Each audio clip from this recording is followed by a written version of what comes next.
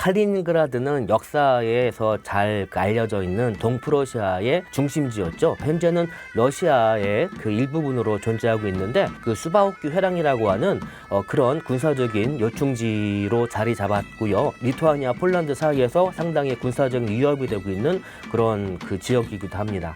발트 3국이라고 하는 지역적 개념은 1차 대전 전후로 해서 나타나는데 사실 그 스칸디나비아라든가 독일 같은 발트해를 인접해 있는 나라들과 달리 발트 지역으로 나눠지게 된 것은 유럽사가 시작된 12세기부터라고 할 수 있어요. 안녕하세요. 주식초등학교 여러분. 저는 오늘 특강을 맡은 서진석입니다.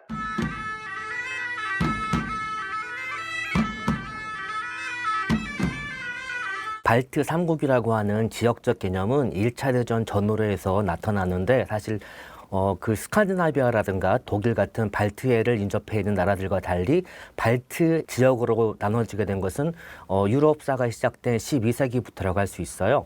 발트 지역은 다른 유럽과 달리 야만인이라고 불리던 이교도들이 살고 있던 것이고, 그래서 선교사들이나 기사단들이 선교라는 목적으로 많이 발트로 진출을 해왔죠. 그렇게 시작된 발트에 관한 개념이 중세 때 그 제정러시아에 편입이 되면서 제정러시아에 살고 있던 독일 사람들을 지칭하기 위해서 발트라는 지명이 또 바뀌게 되었고, 1차 대전이 시작되면서 비로소 리투아니아와 라트비아, 에스토니아 세 나라를 일컫는 명칭으로 굳어지게 되었습니다. 한때는 핀란드까지 발트 4국으로 묶여진 경향도 있었는데 지금은 리투아니아, 라트비아, 에스토니아 이 세 나라만 발트 3국으로 굳어지게 되었습니다.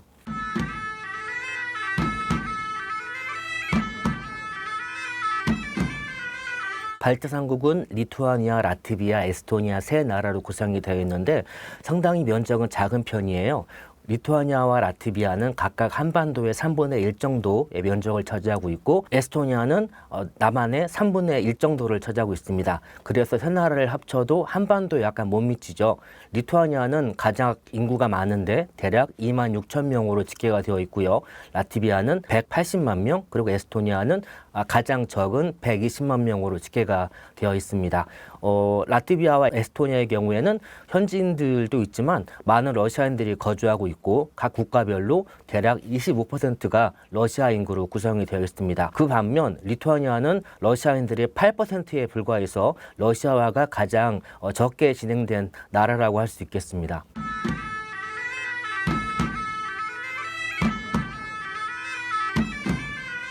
많은 사람들이 생각하기에 발트 3국은 지역적으로 붙어 있다 보니까 한두 가지 성격으로 통일을 시켜서 이해할 수 있을 거라고 많이 생각을 하는데 사실 그렇지가 않습니다. 공통점보다 차이점이 많은 지역이에요. 예를 들어서 리투아니아는 슬라브의 영향을 받아서 카톨릭이 주를 이루는 반면 라트비아와 에스토니아는 독일 루트교의 영향을 받아서 다른 양상을 보이고 있고요. 또 언어적으로 보았을 때는 리투아니아와 라트비아는 발트어파에 속하는 언어로 이루어져 있어서 서로 라트비아와 리투아니아는 처음에 인사라든가 자기소개 등은 현지어로 각자 자국어로 인사를 할 수가 있는 반면 에스토니아어는 인도, 유럽 어족 자체가 아니라서 라트비아나 리투아니아 같은 지역 언어하고는 상당히 다른 구조를 보이고 있습니다. 라트비아와 리투아니아는 인도 유럽어족이고 또 인도 유럽어족에서 가장 오래된 형태를 가지고 있어서 우리가 알고 있는 버머라고 알고 있는 산스크리트어와도 상당히 흡사한 점이 많이 있는데, 에스토니아어는 헝가리와 핀란드와 같이 핀우이그르족으로 속해 있어서 다른 유럽과도 언어적으로 상당히 다른 차이점을 보이고 있습니다. 그리고 중세 때는 리투아니아는 발트해에서 남쪽으로는 흑해까지 이르는 상당히 큰 그 국가를 이룬 적이 있었지만 라트비아와 에스토니아는 한 번도 국가를 이루지 못하고 독일, 스웨덴 등의 지배를 받으면서 역사를 이어왔습니다. 현재는 리투아니아, 라트비아, 에스토니아 세 개만 남아있는데, 그래서 많은 사람들이 언어적인 자긍심과 자신감이 많이 있을 거라고 생각을 하는데 사실 그 지역에는 10개가 넘는 많은 민족이 살고 있었죠. 이 말은 세 개만 남고 다 다른 지역에 동화되었거나 아니면 멸족했다는 그런 뜻이 되겠죠. 리투아니아와 라트비아, 에스토니아는 여러 다양한 환경 속에서 언어를 지킬 수 있었지만 그러지 않은 프러시아라든가 뭐 요트빙계라든가 지구상에 남아있지 않은 민족들은 역사적인 추이 속에서 비극적으로 결말을 맞게 되었죠. 물론 리투아니아와 라트비아, 에스토니아 사람들의 끈질긴 그 투쟁과 노력이 결과하기도 하지만 또 역사적인 추이 속에서 이런 현상이 발생하기도 했습니다.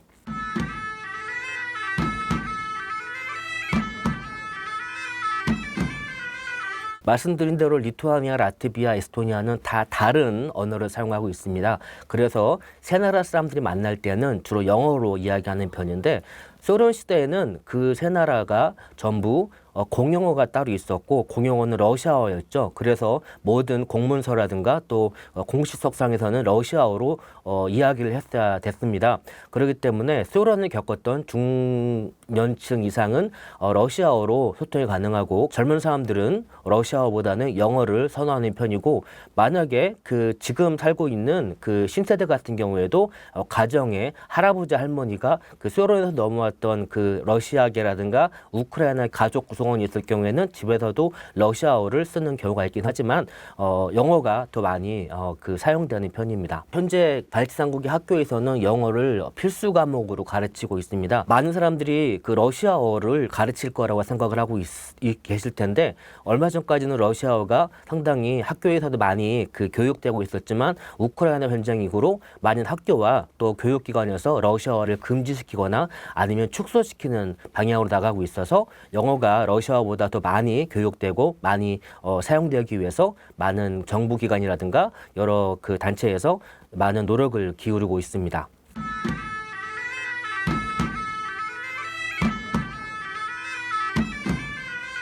리투아니아는 제정 러시아에 속하고 나서부터 여러 차례 그 봉기가 있었는데 가장 큰 봉기가 1863년 1월에 있었던 1월 봉기입니다. 리투아니아뿐이 아니라 폴란드 북부, 우크라이나까지 같이 합세해서 일어났던 봉기인데 제정 러시아에서 일어났던 봉기 중에 가장 큰 봉기로 기록이 되어 있습니다. 하지만 3년 정도 되는 기간 동안에 약간 성공을 하는가 했지만 제정 러시아에 의해서 아주 그 심하게 진압이 되었습니다. 그 후로 리투아니아를 대상으로 한 제정 러시아의 압박과 또 그 통치가 더 강화되었기 때문에 리투아니아 사람들은 한동안 리투아니아어를 사용한 문학 활동을 할 수가 없었습니다. 그래서 다른 나라, 폴란드라든가 독일처럼 새로운 문화사조가 들어와서 문학적인 또 문화적인 발전을 이룰 때 리투아니아는 상당히 퇴보할 수밖에 없는 환경에 처해 있었죠. 그러다 보니까 리투아니아 옆에 있던 프러시아라는 곳이 있었는데 거기에 리투아니아 유민들이 많이 살고 있었습니다. 프러시아는 리투아니아어에 상당히 관대한 편이었고 별 문제 없이 리투아니아어를 구사할 수 있었기 때문에 그곳에서 리투아니아어로 된 책을 만들어서 리투아니아 본국으로 그 옮기는 역할을 했었는데 그 사람들을 책 밀수꾼, 리투아니아어로 크니그네이시아라고 하는데요. 그 사람들은 제정 러시아의 눈길을 피해서 거의 밀수를 하다시피 해서 리투아니아 본토로 책을 가지고 들어왔습니다. 만약에 그것이 제정 러시아에 발각이 되면 심한 경우에 사형까지 이를 수 있는 굉장히 중범이었는데 그럼에도 불구하고 리투아니아의 문학과 문화를 지키기 위해서 오랫동안 활동을 이루어 갔습니다.